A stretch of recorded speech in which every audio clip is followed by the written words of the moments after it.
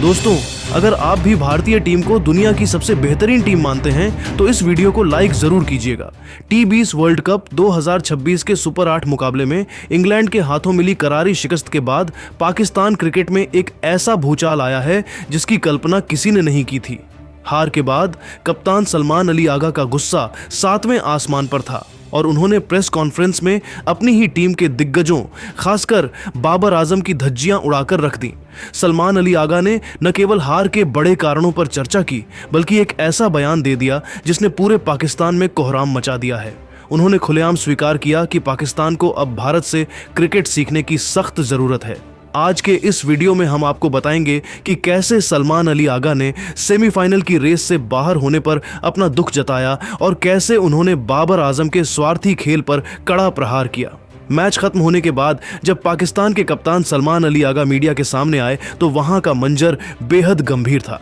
उनकी आंखों में हार की नमी साफ दिख रही थी और उनके हर शब्द में एक ऐसी कड़वाहट थी जिसे नजरअंदाज करना नामुमकिन था। सलमान ने अपनी टीम की इस शर्मनाक हार का पोस्टमार्टम करते हुए बिना किसी झिझक या डर के यह स्वीकार किया कि आज हम मैदान के हर विभाग, बल्लेबाजी, गेंदबाजी और फील्डिंग में इंग्लैंड जैसी प्रोफेशनल टीम से मीलों पीछे नजर आए। उन्होंने हार के तकनीकी और मानसिक कारणों पर चर्चा करते हुए कहा कि हमारी बल्लेबाजी में वो गहराई, वो जज्बा और वो क्रिकेटिंग समझदारी बिल्कुल भी नहीं दिखी जिसकी सुपर 8 जैसे दुनिया के सबसे बड़े और चुनौतीपूर्ण मंच पर सख्त जरूरत होती है। सलमान ने भारी मन से स्वीकार किया कि पल्ले केले की इस धीमी पिच पर, जहां एक समय हम बेहद मजबूत स्थिति में थे और बड़े स्कोर की तरफ बढ़ रहे थे, वहां हमारे मिडिल ऑर्डर के ताश के पत्तों की तरह ढह जाने की वजह से हमने बना बनाया मैच अपने हाथों से गंवा दिया। लेकिन दोस्तों, इसके बाद सलमान अली आगा ने जो बयान दिया उसने न केवल वहां मौजूद पत्रकारों को बल्कि पूरे पाकिस्तान क्रिकेट बोर्ड को सन्न कर दिया। उन्होंने अपनी टीम को आईना दिखाते हुए कहा, अब वक्त आ गया है कि हम अपनी झूठी ईगो और घमंड को साइड में रखें और पूरी ईमानदारी के साथ इस सच को स्वीकार करें कि हमें अपने चिर प्रतिद्वंद्वी भारत से क्रिकेट सीखने की बहुत ज्यादा जरूरत है। सलमान ने भारत की मिसाल देते हुए आगे कहा कि आप देखिए टीम इंडिया कैसे बड़े और दबाव वाले मैचों में विपरीत परिस्थितियों के बावजूद खुद को शांत रखती है और मुश्किल समय को सोखती है। उनके खिलाड़ी जानते हैं कि कब रक्षात्मक होना है और कब आक्रामक होकर विपक्षी टीम पर हावी होना है। भारत एक ऐसी टीम बन चुकी है जो आखिरी गेंद तक हार नहीं मानती, जबकि हमारी टीम में इसी मानसिक मजबूती की भयानक कमी है। हम दबाव आते ही बिखर जाते हैं और यही हमारी सबसे बड़ी कमजोरी है। प्रेस कॉन्फ्रेंस का सबसे विस्फोटक, विवादित और चौंकाने वाला हिस्सा तो तब आया जब कप्तान सलमान अली आगा ने टीम के पूर्व कप्तान और दुनिया के नंबर 1 बल्लेबाज माने जाने वाले बाबर आजम की सरेआम धज्जियां उड़ाना शुरू किया। हालांकि उन्होंने सीधे तौर पर बाबर का नाम नहीं लिया, लेकिन उनके तीखे इशारे और बातें साफ तौर पर बाबर की धीमी बल्लेबाजी की तरफ ही इशारा कर रही थी।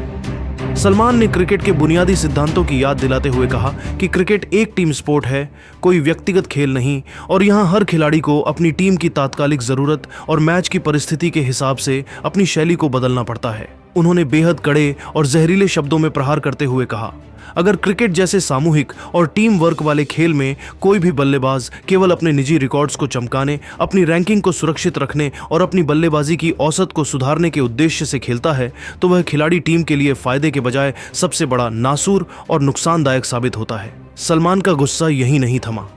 उन्होंने आगे कहा कि जब टीम को जीत के लिए तेजी से रन बनाने की और स्ट्राइक रोटेट करने की जरूरत हो और उस वक्त आप केवल अपनी 50 या शतक पूरा करने के लिए क्रीज पर टिके रहकर बेशकीमती गेंदें बर्बाद करें तो आप असल में पूरी टीम को मझधार में छोड़ देते हैं और बाकी आने वाले बल्लेबाजों पर मौत जैसा दबाव डाल देते हैं।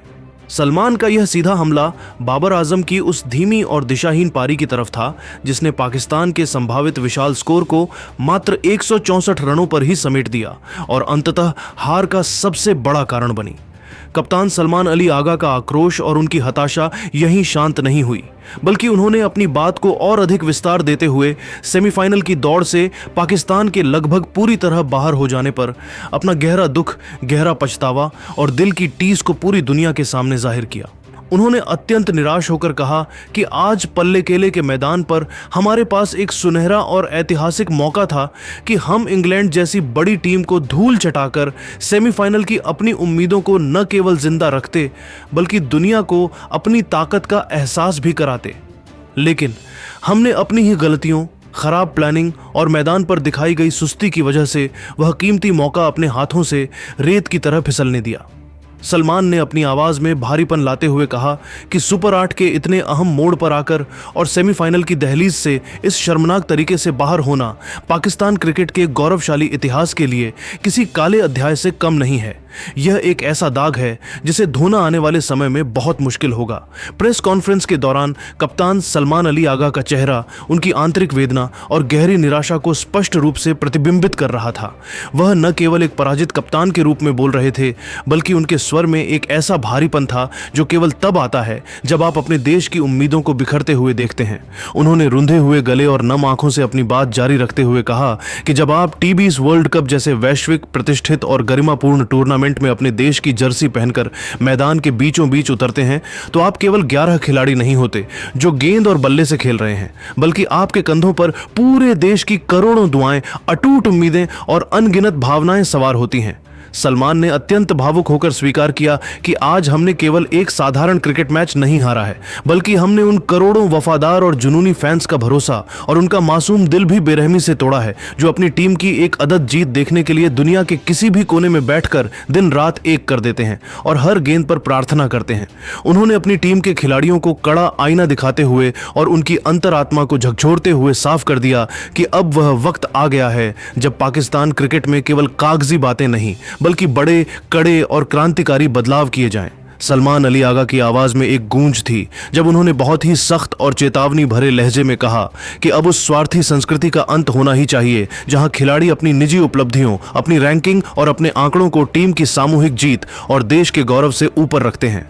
उन्होंने 2 टूक शब्दों में और बिना किसी लाग लपेट के यह अंतिम अल्टीमेटम दे दिया कि जो खिलाड़ी टीम की जीत के लिए खुद को कुर्बान करने का निस्वार्थ जज्बा नहीं रखते और जो केवल अपने निजी माइलस्टोन्स को पूरा करने के लिए धीमी बल्लेबाजी करते हैं, अब पाकिस्तान की इस नेशनल टीम में उनके लिए कोई जगह नहीं होनी चाहिए, चाहे उनका नाम कितना भी बड़ा क्यों ना हो।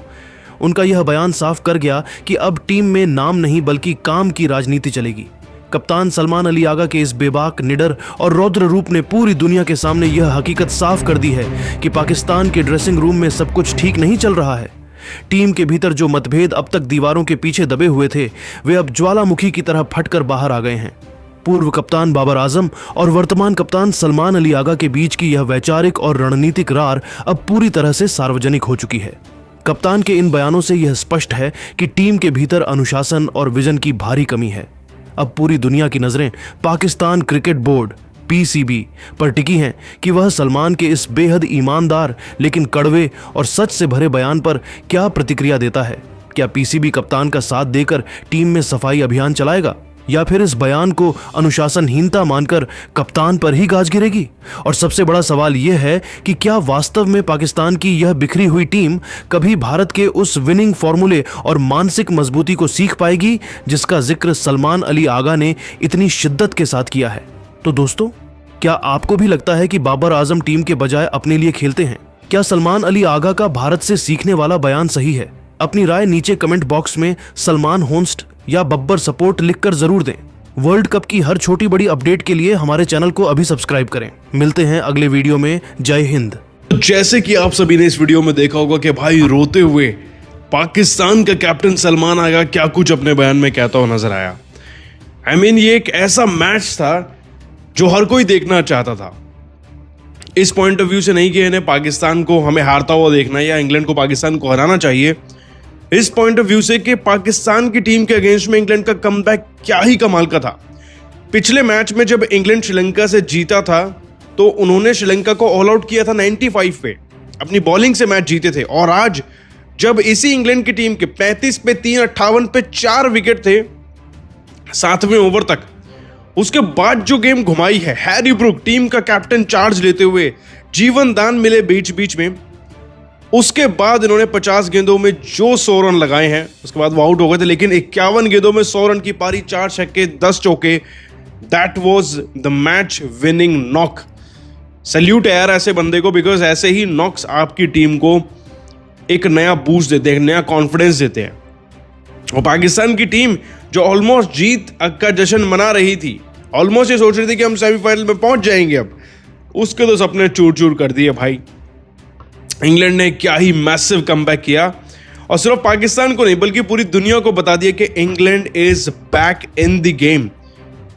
जो टीम बहुत मुश्किलों से जीत रही थी नेपाल से, वो आज कमाल करके जीती है पाकिस्तान से। 18 गेंदों में 10 रन चाहिए थे, मैच इतना क्लोज आ चुका था, and then of course England won the match. But Harry Brook को सलाम है।